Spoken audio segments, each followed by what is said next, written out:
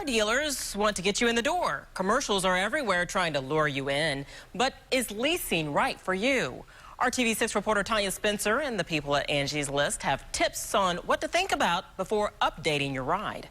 For many people, leasing a new car can be more attractive than buying new. When we compared both costs, we realized that we were better off leasing, and again, considering the fact that we only wanted it for a short period. Some auto experts estimate the value of a new car drops 20% the second you drive it off the lot.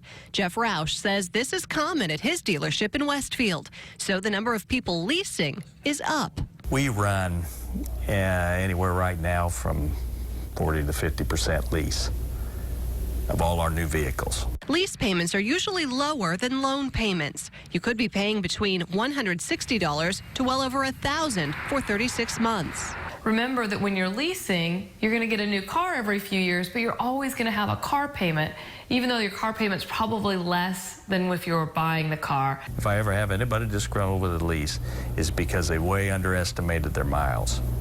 And they did it because they were trying to achieve a payment.